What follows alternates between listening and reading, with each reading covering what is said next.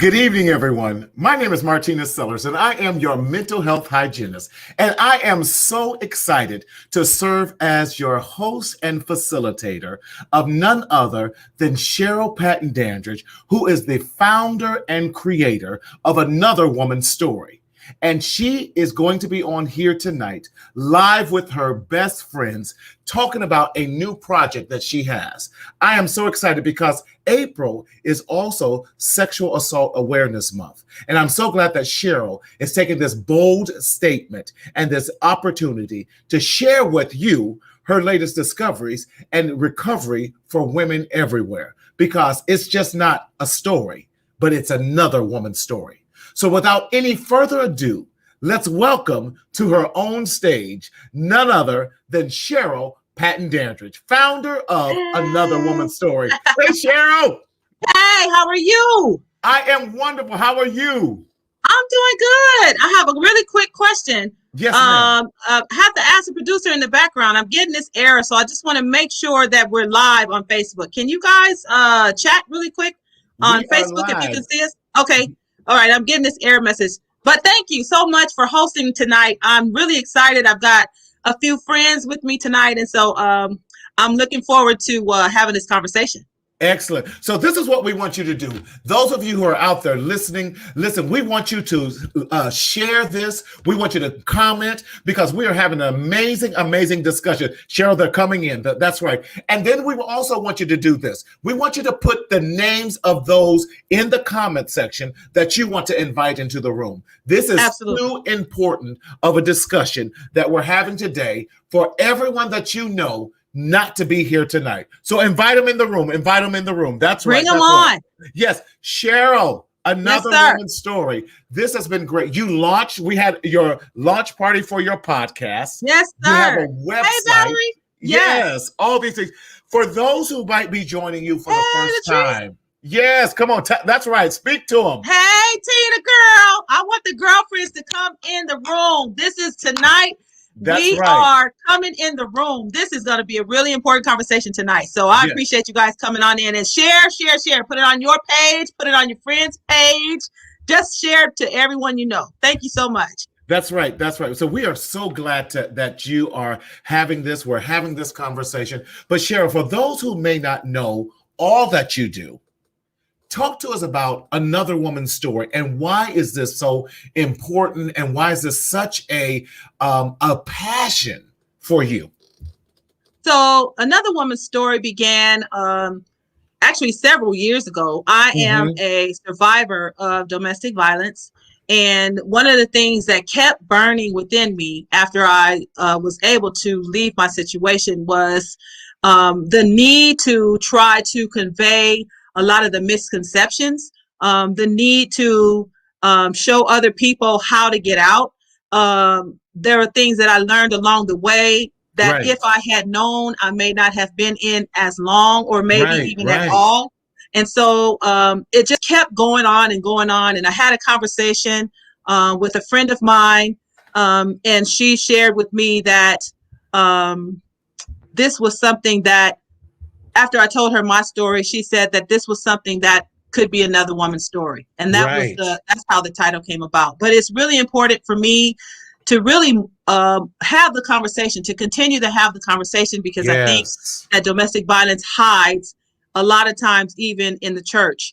And as a person that has come out, I want to make sure that our voices are still being heard, that we are still having the conversation, that we're still helping others along the way. That's really important to me. That's right. You are absolutely right. And domestic violence is more common than what we want to believe. I grew up in a domestic violent household, so I definitely understand. For 16 years, I saw my father beat my mother, and living through that. And so I get it, and how it's painful, how it just does not affect the immediate partner relationship, but it does have a negative effect on the children as well.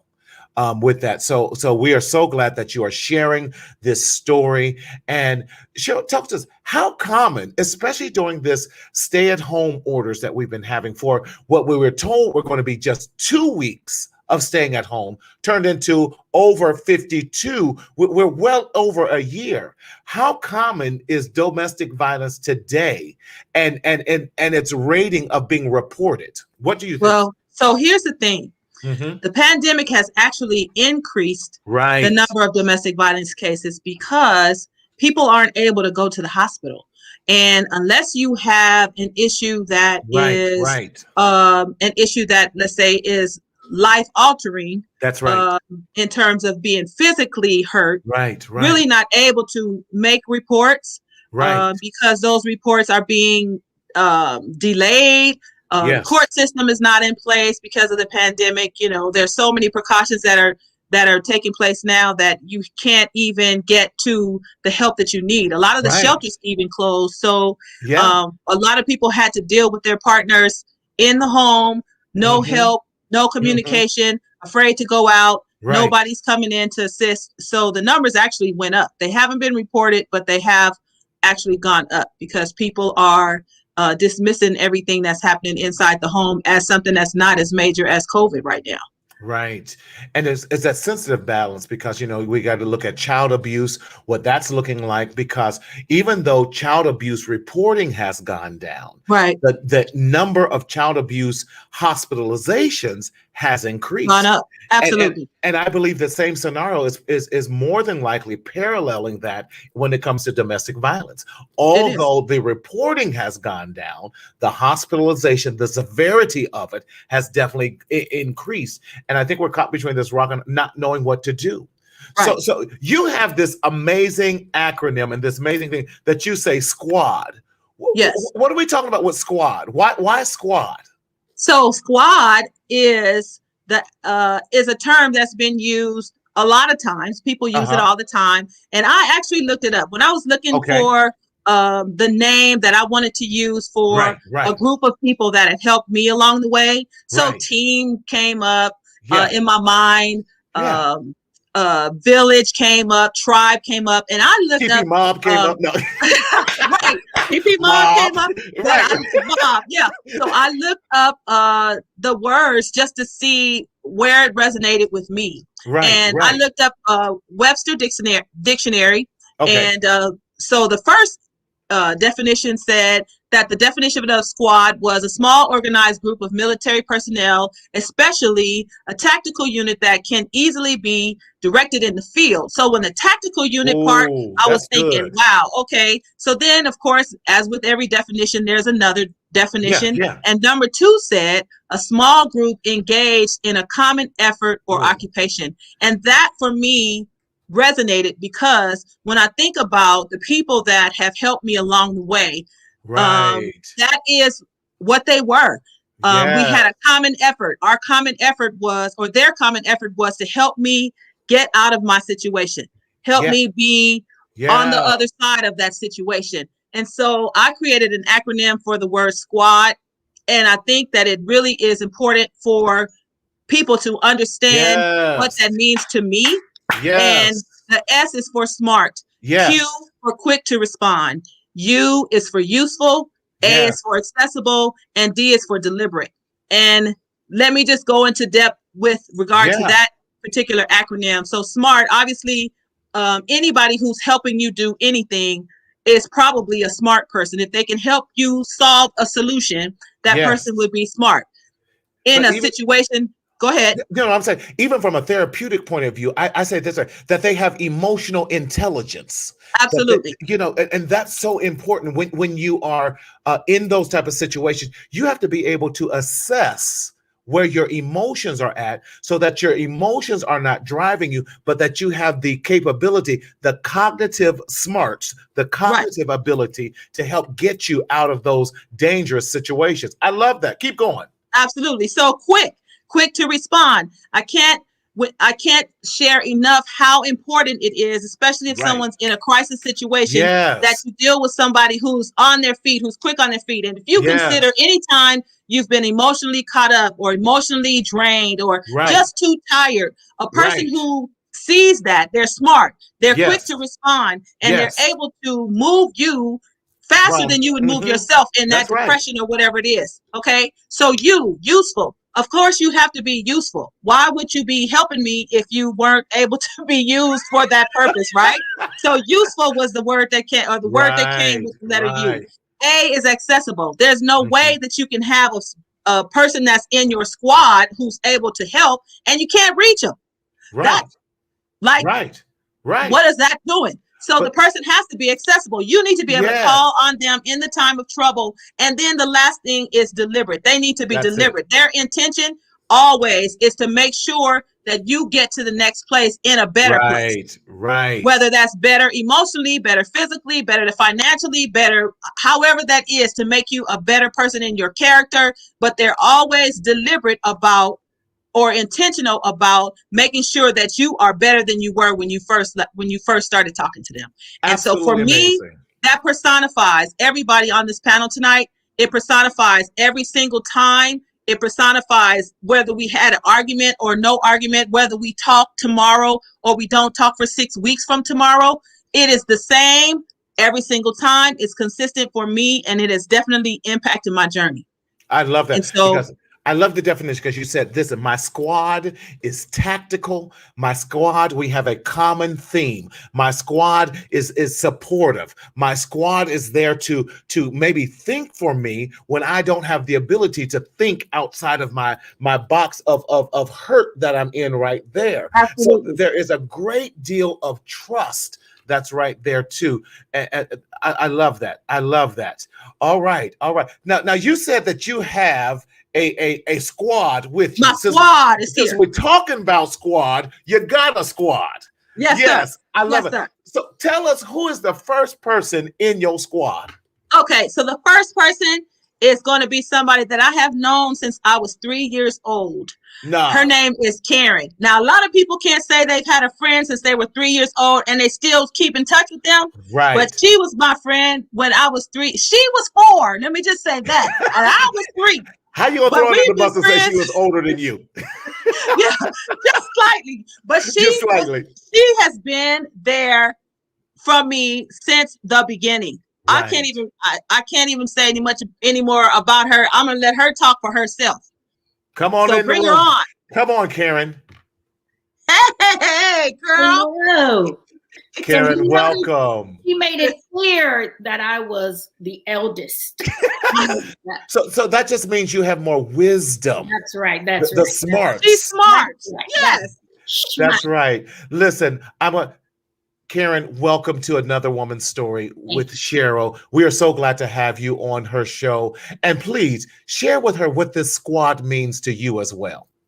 Well, first of all, when you go back to being 3 and 4, right, you might as well say since we were born. Because that's right.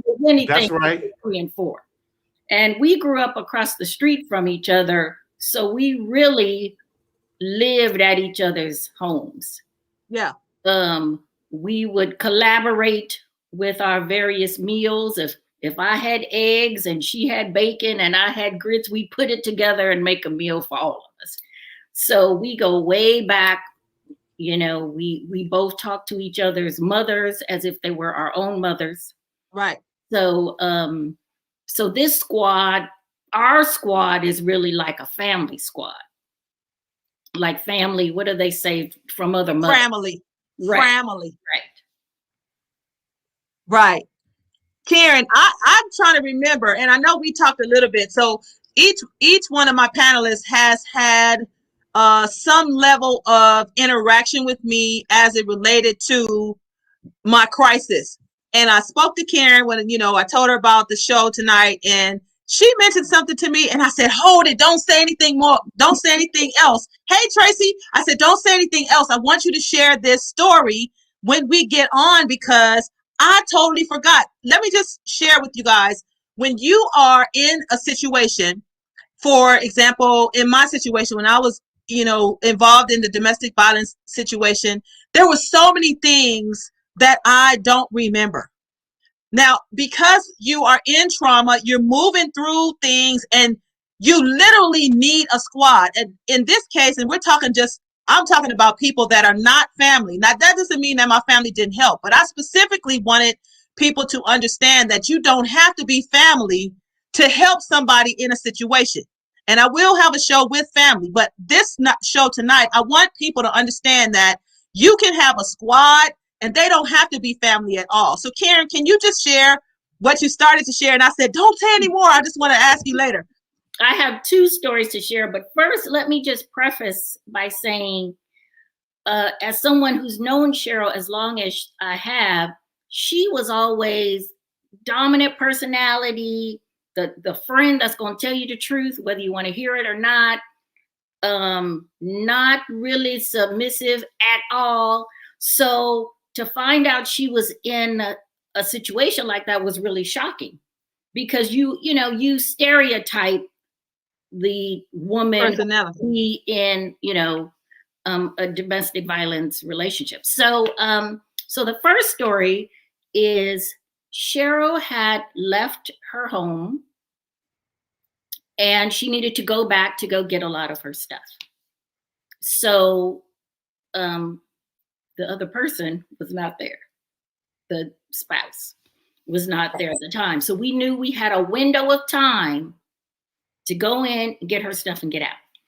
So we're at her house and we have garbage bags and we are literally going through the kids' rooms, her room, just taking everything, just throwing it in a garbage bag, She's in one room, I'm in another room, just throwing stuff in the garbage bag because nobody has time to be neat. We got to get our stuff and get out of there. So we're throwing things in and all of a sudden I hear the sound of the garage door open. So I'm thinking, oh my God, this must be him. He must be here. What are we going to do? And I'm thinking to myself, okay, what's my plan? What's my strategy? Well, it turns out the sound was Cheryl open the garage door, getting something out of the garage or doing whatever. But I realized that how I felt that moment is probably how she felt every day. Yeah. There's that sound. The person's coming in. What am I going to do? How am I going to deal with it? That sense of anxiety and nervousness, whatever. The second story, and I don't know if you remember this one, is we took you to the airport when you were leaving town, when you decide to move away. And it was the kids and a lot of suitcases. And in typical fashion, your suitcase was too heavy. And we had to open your suit because, they won't charge you like $150 or whatever for the weight. So we had to open it up and start taking these shoes out of here and putting it in this suitcase and moving things. And I guess we got there very early because we had a whole lot of, things to do. But it just made me think about how to really move to the next place in your life. You got to shift some things around. And you got to be spontaneous. You got to have vision and be very clear about, okay, I need to be able to move this and be very thoughtful about it to be able to move to the next stage. And I do not remember. I do not remember any of that. I even think one of my kids was there too. And they were like, put this shoe in there. Cause you had a whole lot of shoes. You cannot talk about that. Oh my God. And I remember I even think your mother may have been there. We had to shift around your luggage, all the items in your luggage, so we could get you and those kids on that plane and get you out of here. I do not remember that. That is so crazy because I was trying to think how we moved the kids. Did they all get on the plane with me? I was trying to, I don't even remember. I literally went back to that house and I do not remember some of those rooms in there. That's how crazy that was. Well, I took you because I had a big old expedition. So I could fit all the kids and the luggage. I do not remember that. I promise I don't. Wow. Wow, Karen, that is so amazing. I think that speaks to why a squad is so imperative, because when you're in a hurting state, you are just in this robotic kind of, I got to get through it, where you need that other set of eyes and that other set of feelers out there. The brain. The smarts of it. Yes. Karen, thank you for sharing that story.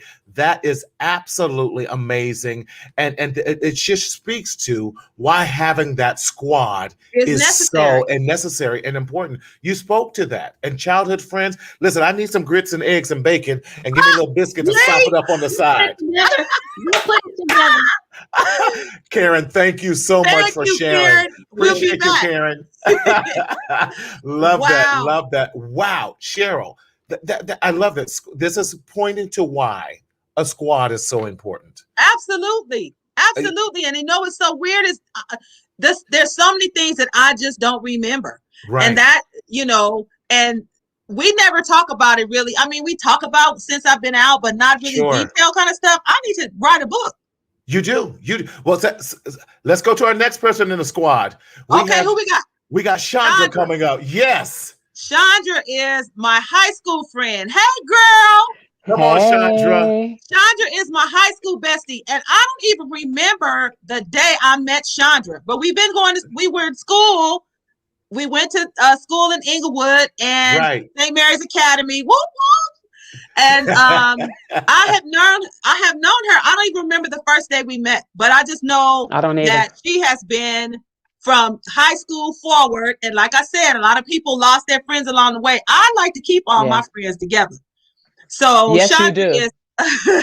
So Chandra, I appreciate you being on the show, first of all. But can you recall anything? Because you knew me, obviously, high school. I wasn't married, so you knew me once I got married. Can you remember a story of my?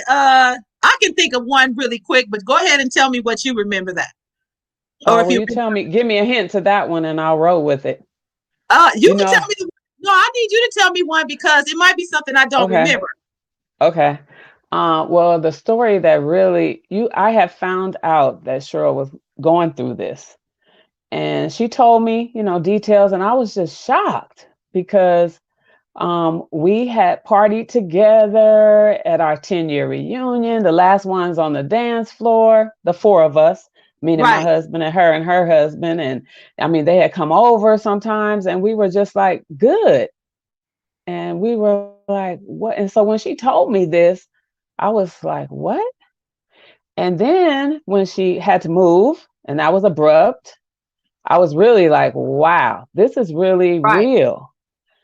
But then when you shared the story to me about the incident with the kids, that's when I went into Chandra of what? And this fool is crazy.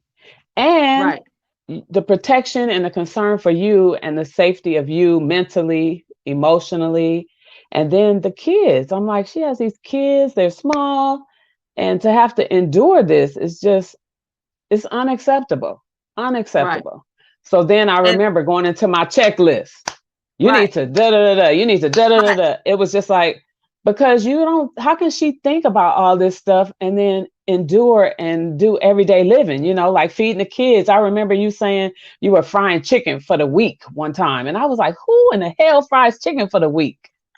But I was like, she was doing a single mom that's doing what she has to do with 3 small children. Right. So it was just the reality of your reality that really just sent me into orbit. So every time my phone would ring, I would just instantly, for the longest time, always answer because I never knew. And for me, when you said squad, I was like, yeah, because if you see Cheryl's number pop up, you like, I got to answer. I don't care what I'm doing. I got to answer. Because you never know what that's going to entail, what was going to be going on the other side. Because my thing is always, I represent domestic violence with a form of crazy and thinking that she's not safe. I don't care what kind of restraining order. I don't care where you are. If you are that obsessed and insecure, then I'm in danger. So that's how I viewed it for you, that she was always what's really interesting to me. What's interesting to me is that in each one of my squad was not concerned about themselves. So because and when we talk about being deliberate, because your actions were deliberate, you were intentional about whatever it takes. So I didn't have to say ride or die. It was just like an understood. And I'm not asking anybody to die for me, but there was a deliberate intent to get me out, whatever it takes.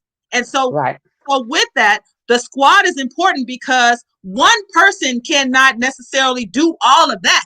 You actually need a team or a group of people or different locations that you can go to or different sources to get ready to be able to assist with that. I want to tell the story, and I know Marty's going to probably pop back in, but I remember calling you to let you know that I needed to get my hair done. It was right before Easter, and you slid me in to get my hair done. Chandra's a hairdresser, by the way, but don't judge. You slid me in to get my hair done for Easter, and of course Easter Sunday everybody's trying to get their hair done, right? But you allowed me to come, and I remember him calling the shop every 5 minutes to find out where I was, and you were like, what is going on? Because he wanted me to leave and come home, and how long was it taking him? Was I really at the shop and all this kind of stuff? I don't know if you remember that, but that was so embarrassed. I was so embarrassed by that. So I want to just thank you for always being gracious and open to receiving whatever drama it was, because I tried to keep it all under wraps, but you got me at the place right before I transitioned out of the house. You were right there at the crux of when it about to blow up. Yes. Wow. Chandra, what an amazing story. And I think, and it's just, I would just like to say that it's been amazing to watch your journey as you went from victim to survivor to warrior. I love that. I love that. That has just been phenomenal. And I know that it's your faith in God and your relationship with him. And your kids came out awesome. Yes. And, Thank you. You're just blessed. And just to watch that journey has been, and we're not done. Hello. Come on, say that, Glamour. Well, thank you for being the D, for being the dependable one, for being the deliberate one because we all need someone that's going to be deliberate, that's going to be dependable when I can't think. And this is when the pain clouds my vision, I have someone that I can lean on that's going to be my sight, that's going to be my feelers, going to be there to help me through this journey until I can get to safety for myself and my children. Chandra, thank you so much. Thank you, Chandra. We'll be back in a few minutes. All right. Wow. Your squad is unbelievable. They are the bomb, I'm telling you. Bomb.com. Listen, I know the next one who's coming up. Who we got next? We got none other than the beauty queen herself, who's coming all the way from down in our hood in the big OC in Cali, Miss Sherelle Jackson. Come on. Sherelle, hey girl. How are you? You're on mute. We can't hear you. You're muted. Hey, I just said I'm super emotional. I was listening to Cheryl talk about the day before. And all of the things that took place. So we'll talk about our role together, but it's always emotional for me. Always. Yes. It is, and thank you for being so transparent with that, because it is a hard decision. It is emotional when you're going through it, when you're reliving it. But we don't, and I say it this way: grieve as those who have or had no hope, because the hope is that you all are a living testimony, and your squad is proving that to help others who are in the same point of distress to get out. Sherelle. So Sherelle was the person that we talked about. Transitioning. Sherelle was the person that I actually leaned on in the actual moment. So there was a point where I actually escaped my home and contacted her because I didn't know what else to do on that particular day. It was an Easter Sunday, and Resurrection Day, I've said this before, will always be the day that I rise up again in terms of how I was able to leave a situation and actually start a brand new life and be reborn. So Sherelle was my transition. She was the person that was there. She was the person that facilitated that whole process. I was 30 days underground and nobody knew anything, and basically saved my life. Like that, I didn't even want to go there, but that was the day that I might not be here anymore. And I'm forever indebted to you. I'm forever grateful for you. But I remember calling that day when I left my house. I never even went in the house. I left Sunday, Easter Sunday, Resurrection Day for some. I left that with the intent of going to get Easter baskets. So my words to him were, we're going to get Easter. Actually, they were my mother's words because I couldn't even think of anything. We got back to the house. I didn't want to go in the house because I knew when I went in the house, there was going to be something that might have occurred. And my mom thought about it and she said, we're going to go get Easter baskets. So we never got out the car. He was in a different car and he said, okay, so you guys are going to get Easter baskets. I never looked in his face because I knew when I looked in his face, he would know. And so I just looked at my mom the whole time and she said, yes. We left. I went to the phone booth. At the time they had phone booths. Y'all don't know. Some of y'all don't know what phone booths are. And I called her. I called Sherelle and I said, I need to leave and I can't go back. And she said, bring it on. Let's go. We'll deal with it when you get here.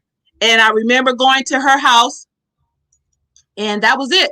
And it went from there. So Sherelle, you can take it from there and say what you need to say.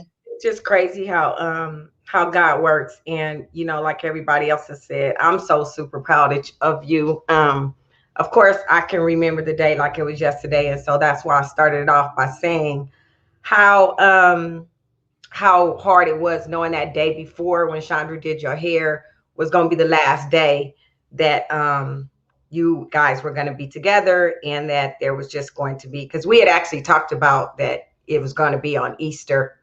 And when you called and said, okay, I'm ready, it was just as you've described as a squad. You know, we all have our squad. I'm part of your squad. You're a part of my squad. I have other people that are part of my squad. And I'm grateful to my squad because in that moment, like you said, it was set up for you to go underground. There were people that we had to deal with because people were frustrated and angry because nobody knew anything. And all that I could think about was your safety and repositioning you so that you would be okay and be able to start anew. And that meant you walking out the way that you did with nothing. I can remember something so intimate as you were on your ministration. You left the kids. They had no clothes. There was nothing. And all you had to do was just leave. And in that moment, it was like, okay, let's just go and we will figure the rest out. And the remainder of your squads kicked in as you guys have been describing. But I think that was the most courageous day of your life because you chose you. And that's the thing that I am so proud of, because before you can choose your children, you had to choose you.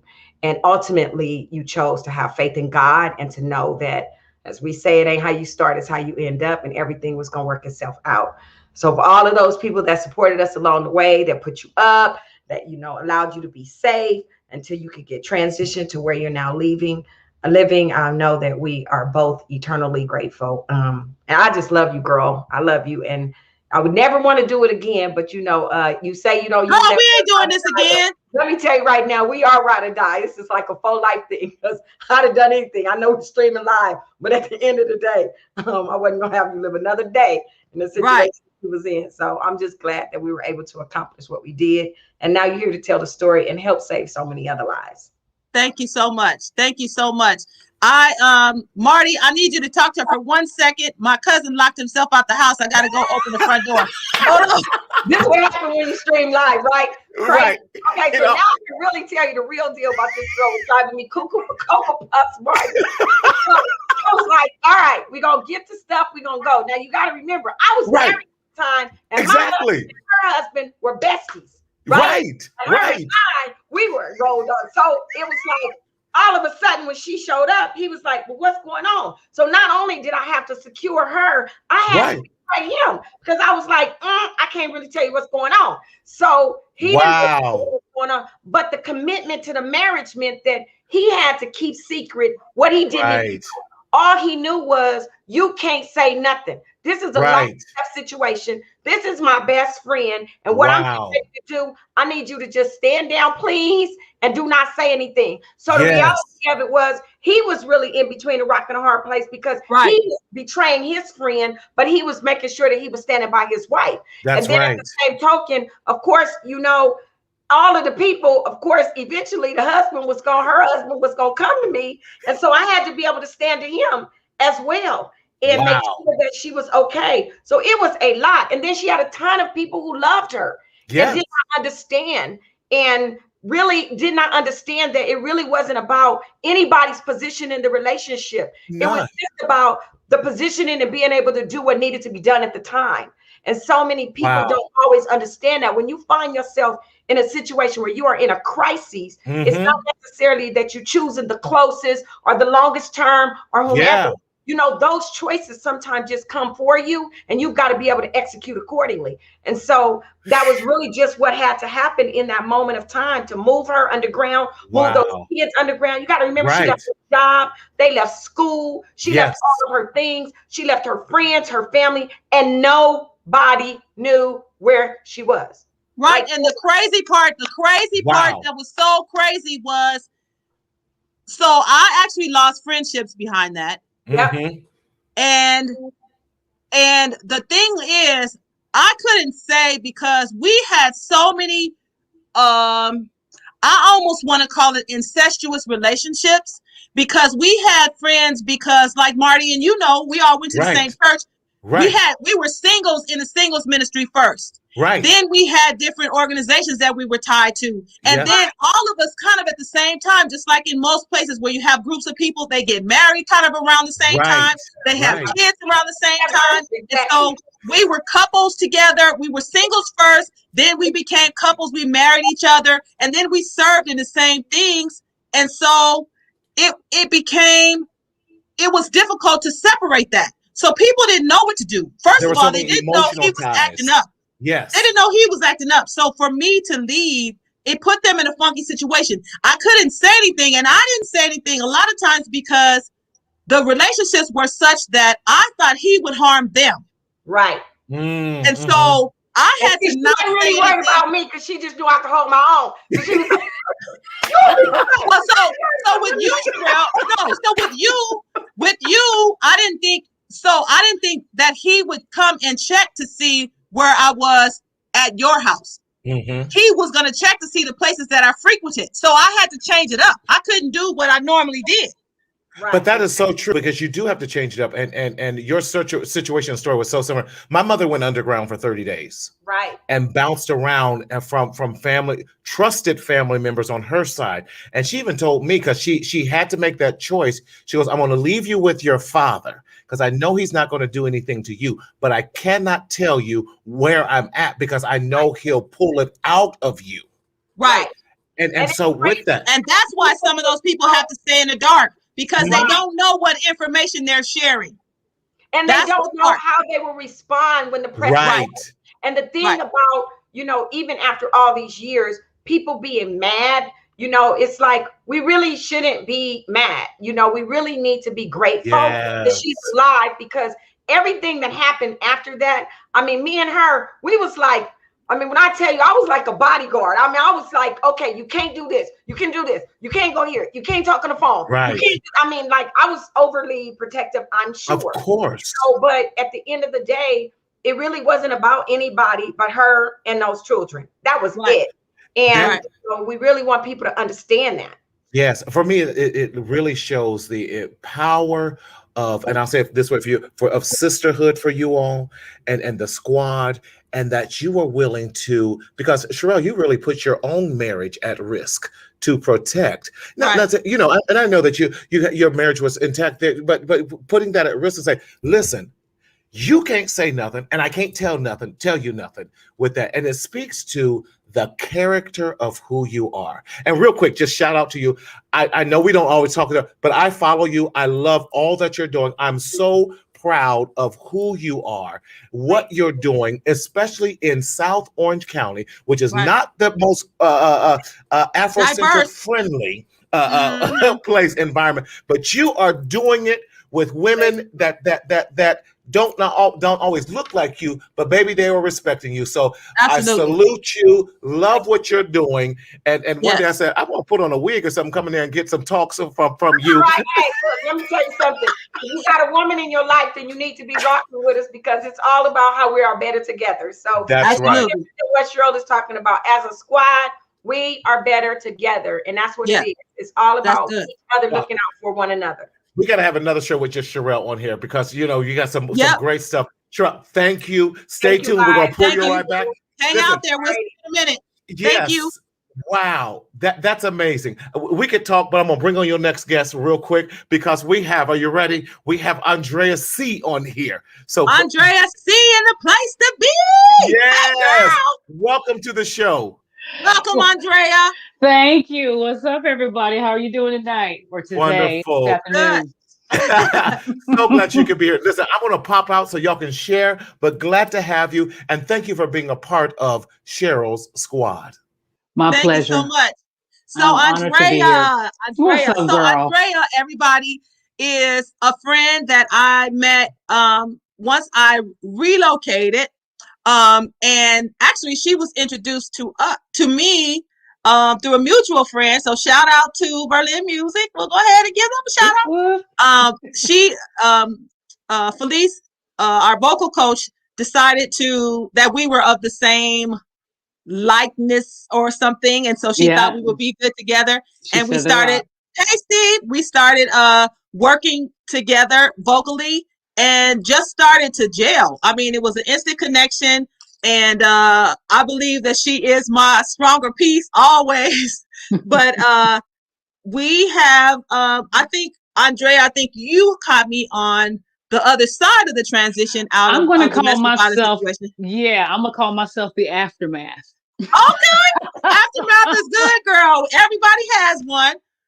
But I appreciate you because there are so many times that because I've been through the trauma, there are things that I still deal with. I'm still a work in progress. There are still some insecurities that I deal with. There are still some anger.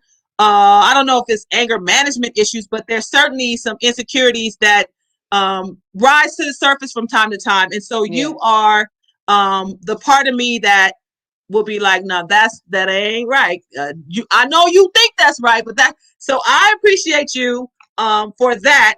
I don't know if there's something that specifically that you want to share, or you can kind of remember something that could connect me to this whole process.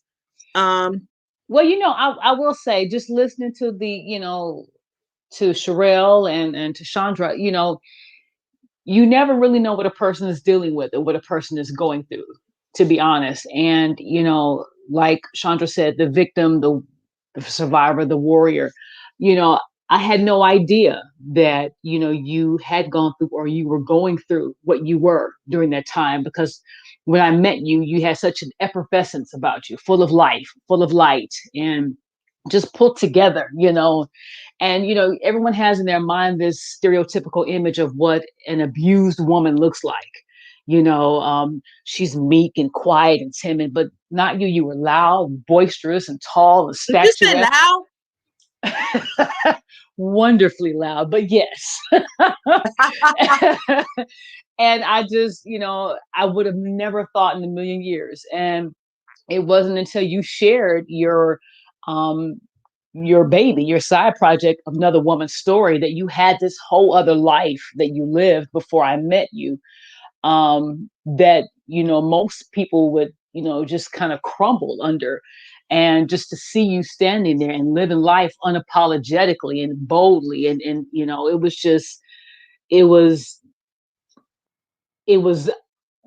I had no words. I was speechless, Wow. And, but it was just so great and refreshing to see how beautifully your life has just transformed since that time.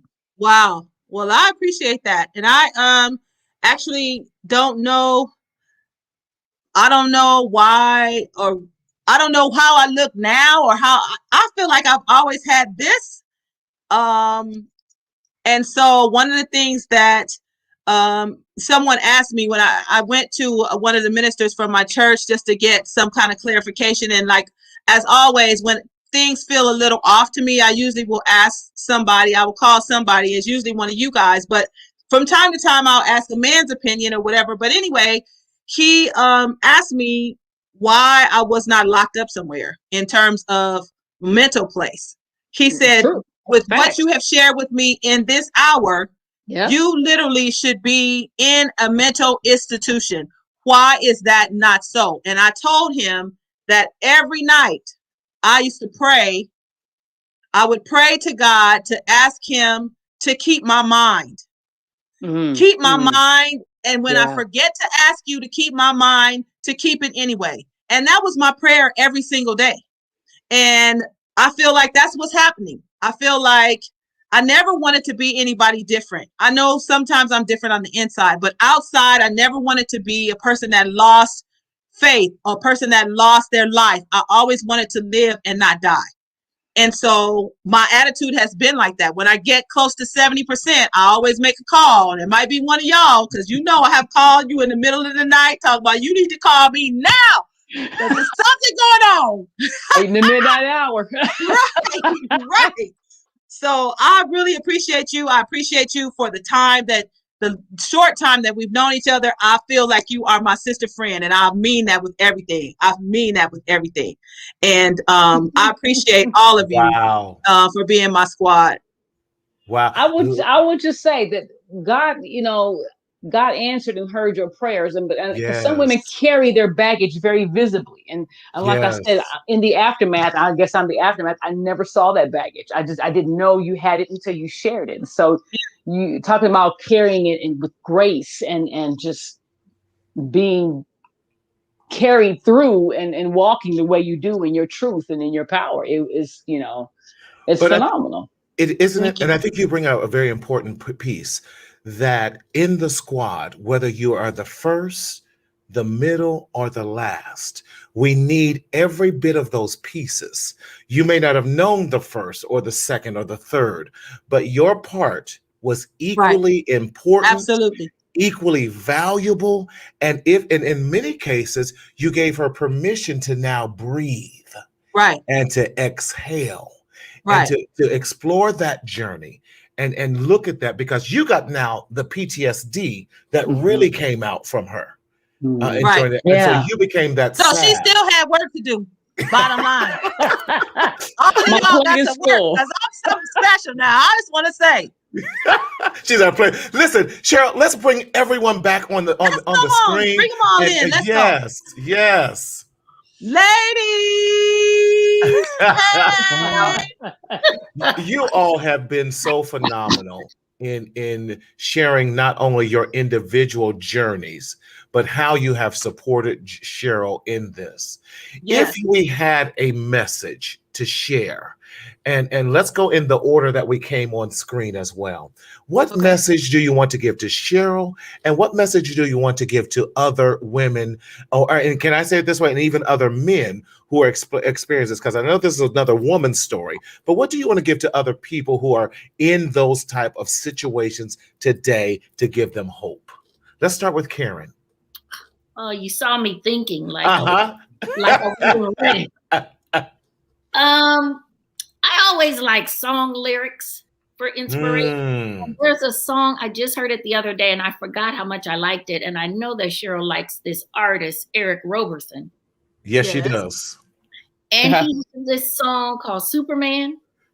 And the lyrics talking about, spread your wings, sister. But, and the lyrics actually talk to a brother, but I haven't saying it to anyone. Right. And the lyric says, they want you to be Clark Kent, young brother, but you're more like Superman. And I think that's the message to so many people. The world wants you to just be the person who fits in, stays in the box, right?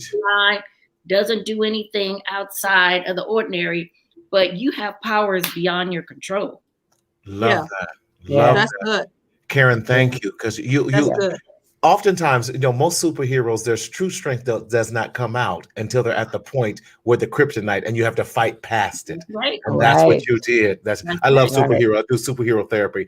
Chandra, talk to us. Yes.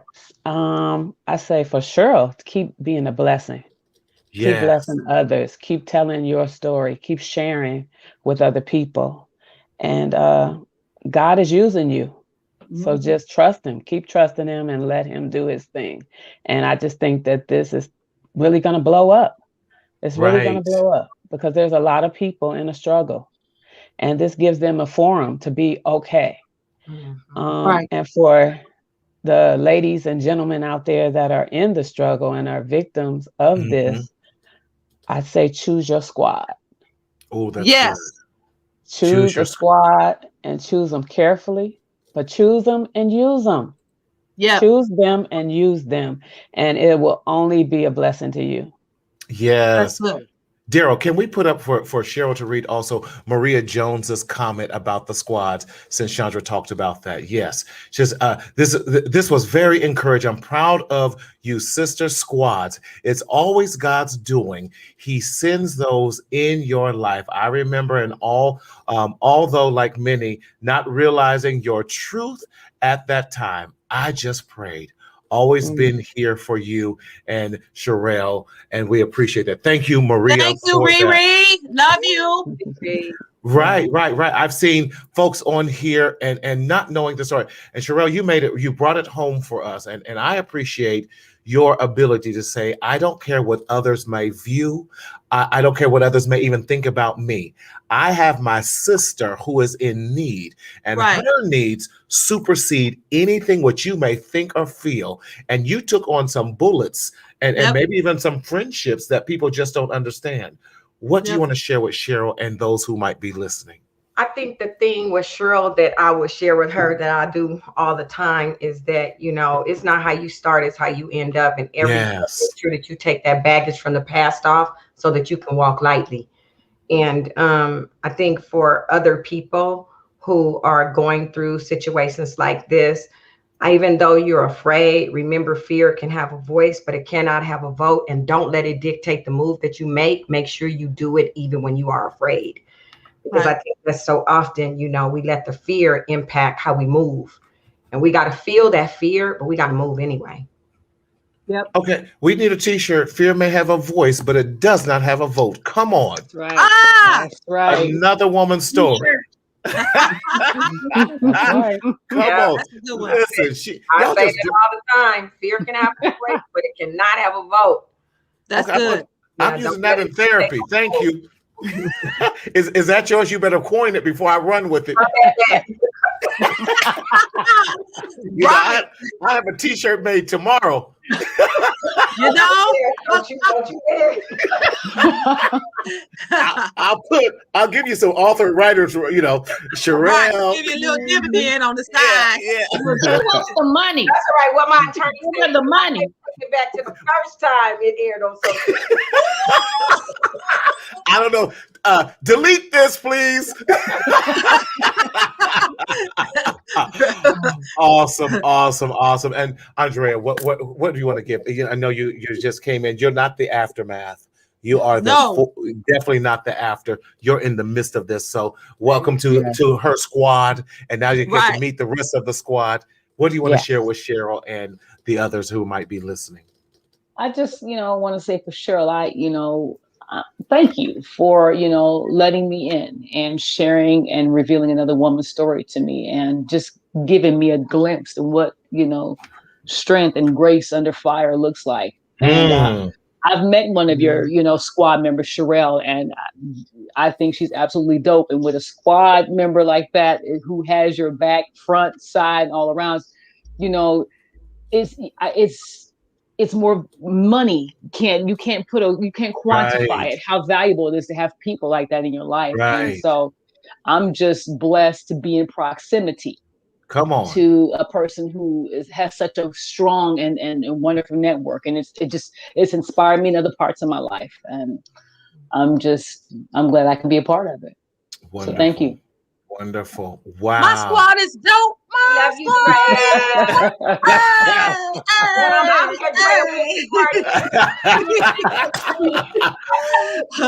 Before we go. The way we get it in, girl. We gonna shut it. Right. And this is what, can I just say something, Marty? Let me just say, when I tell you this is a squad that does not need instructions. That's right. Like, you already know what to do, whether you've encountered me. I mean, Andrea she thinks she's the last one, but all you need to be is intuitive. You guys, I don't even have to say anything. I can say, I'm coming to town. Chandra, I remember for my mother's birthday party, I was telling her I was running all over the town trying to get everything. Chandra said, I got the cake. Karen said, I got the chicken. I mean, I don't even have to say nothing. Folks was in the kitchen washing dishes, ordering. I mean, you know what I'm saying? I don't have to do anything. And that's a blessing. That's family. A blessing because there was a time when I would say I don't like women. Let's just call it what it is, because that cattiness, I don't have to say nothing. Y'all not worried about taking your shoes off, putting your jeans on. They can dress it up and dress it down. They can take care of business. They can cuss you out in the next 5 minutes. I can't say nothing else about them. And everybody that I have a squad for real. This is really just a piece of it. God has blessed me to have family like this, friends like this. I'm so blessed and almost in a corral of protection. I don't even worry about what it is. I don't even worry about when people say I can't show up. I'll be like, that's all right. If I got one squad member that shows up to this event, I'm good. Love it. Listen, Daryl, throw up what squad is one more time. So for those who joined us lately, what squad is. Squad is smart, quick to respond, useful, accessible, and deliberate. And that's what you have. I see those characteristics in all 4 of these super squad members right here. Before we go, Cheryl, you have a new squad shirt. Talk to us and tell us about it. How can our listeners get it? In honor of what we're doing, I decided that we needed a squad shirt because when you are in anything, you need a squad. So one and done is my phrase that pays, if that makes sense. But that's the phrase that I've been using since I started this organization. And one of the things that I wanted to do was create something that we can actually participate in and with. So the t-shirts say one and done, it's the squad for me. And squad, again, we talked about that acronym: smart, quick to respond, useful, accessible, and deliberate. And so these shirts will represent that. If you want to get one for your squad member, we have them in with white writing like the regular t-shirts. And then we have this limited one with the fuchsia writing, which represents the colors of our organization. But you can certainly go to the website, which is anotherwomanstory.com, and get some shirts for your squad. Wear them. It's summertime. You guys can let your arms flow. It's okay. They're cute and they are fitted. So get them a size larger maybe than that you normally wear. But they are beautiful shirts and they represent us. And we are a squad, ladies. Whether you have a little one or a big one, you have a squad. And if you and your girls can rock these shirts, I would really appreciate it. I would really appreciate it. Yes. And listen, this is what we're going to do. Help Cheryl out.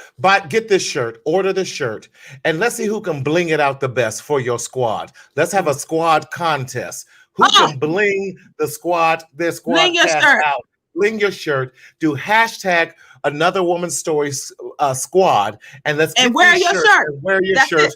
Let's take some pictures, get them back, because we want to make this go viral and do everything we can, because we want to remind you, as Cheryl says, one and done. It's all about the squad. That's it. Cheryl, another amazing show. Thank you, ladies, so much. Thank you so much. I love you all individually and collectively. You already know I have called you in the midnight hour. You've always been there without a doubt, every single time. Consistency. I love you all for real. You have helped me be the person that I am today. I appreciate you. Awesome. Cheryl, give us our closing words as we depart. And thank you again for allowing me to host yet another one of your Thank you, Marty. shows. It is my pleasure. Close us out, Cheryl. So thank you guys so much for participating. Those of you who are on the panel, thank you.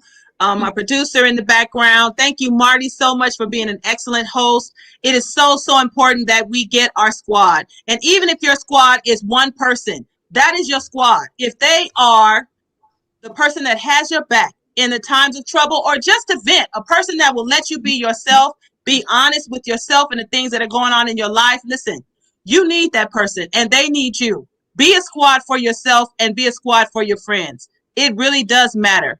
Love matters. Life matters.